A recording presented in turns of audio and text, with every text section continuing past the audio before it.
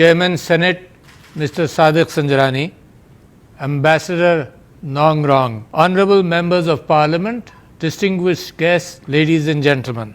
It is my great pleasure to participate in the receptions celebrating the 70th anniversary of the establishment of relations between Pakistan and China. And I am particularly delighted and appreciate that the reception has been jointly organized by the Chinese Embassy in Islamabad and the Ministry of Foreign Affairs of Pakistan. I must thank President Xi Jinping for his kind message of hope and his kind words regarding the future of continuing improving friendship relationship between Pakistan and China. But at the outset, I must congratulate the Chinese leadership and the people of China on the successful landing of its spacecraft Tianwen-1 on Mars. It is an exceptional achievement. It is a feat which demonstrates China's technical and scientific prowess, and it shows the world that scientific development in China is not second to anyone. Let me also, at the same time, congratulate the Chinese leadership at this opportunity when I have, that they have been able to eliminate poverty for 800 million people. For Pakistan, both these achievements, at the top end, a scientific achievement going to Mars, and at the grassroots level of trying to eliminate poverty and being successful in that, is something which Pakistan should strive for and Pakistan should learn. 21st May 1951 was a watershed moment in Pakistan's history and as well as of China's history when we formally established relations. Our 7-decade journey has stood the test of time. It's ironclad, it is strategic, it is a people-to-people contact, and it is very deep-rooted, which establishes the pillars for the future cooperation to continue. We are, as they say, we are iron brothers, and not only that, we believe in a future which binds our people together, in a future of the world which brings the people of the world together and lead them towards prosperity and peace. Collectively, we have rendered incredible sacrifices to preserve and promote our goals and our values, despite formidable challenges. Over the years, our relationship has become truly multifaceted and diverse. China is our largest trading partner and investment partner today. Our cooperation in the fields of agriculture, trade, finance, education, science and technology is strengthening and growing.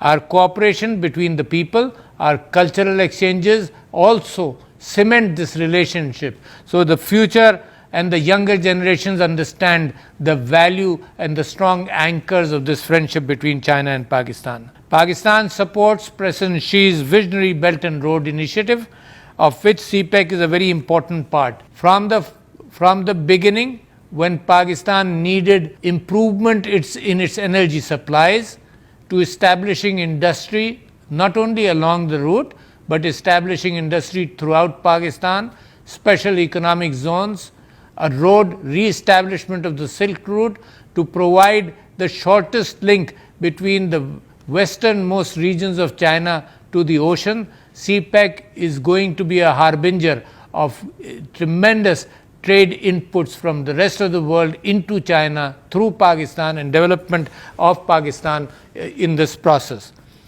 At the same time, I must acknowledge the fact that 30,000 Pakistani students are studying in China. And during my visit to China in March of 2020, we communicated with the students. They were uncertain regarding their future, but they had needed to be given confidence that China has been successful, did a tremendous job in controlling COVID-19.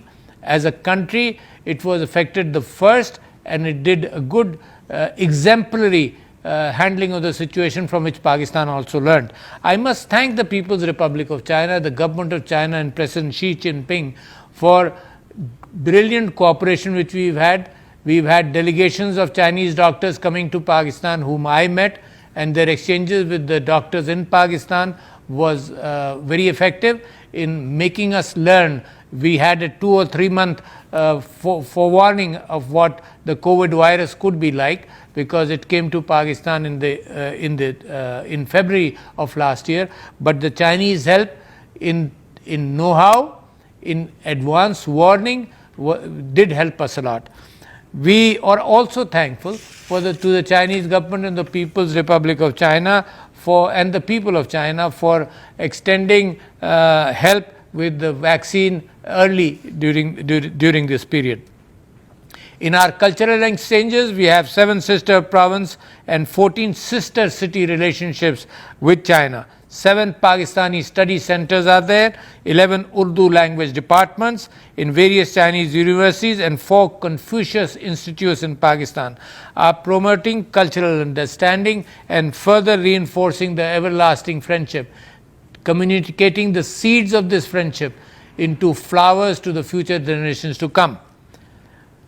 In COVID-19, Pakistan has been reasonably successful compared to regional countries, and with the help of this understanding, we have managed things reasonably well. We need to continue to be on guard to be able to handle this virus. But in my visit in March 2020 to China was related also to the fact to show to the world that China has been successful in handling it, and I'm sure that that issue was communicated well during my visit. I must also take this time to talk about a multipolar world. I believe the goals of China and Pakistan is the friendship which is there, but being cemented by our goals and our vision for humanity and for this earth.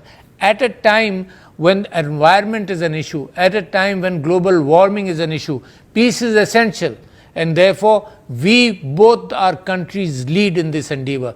While we see in the world that vested interest rather than morality brings judgments into play in international relations at different forums in the world, therefore resulting in the fact that oppressed people of Kashmir, for example, and oppressed people of Palestine do not get a hearing, and the promises made by the world are not effective because of vested interests of different countries. China and Pakistan have this great opportunity to lead the world in the matter of trade, towards multilateralism, towards not creating and raising walls for each other's products, as well as to establish institutions or ensure that institutions in the future are morality based, are based on principles of humanity, which is the foundation of our relationship between our two countries. The more we move forward in that direction, the more peace we will have. I look forward very much so for the progress as far as China-Pakistan economic corridor is concerned, for the movement of goods to start expanding, to allow Central Asian countries to bring their goods to Gwadar and to the sea, and for the same thing to happen from the sea towards the north of Asia.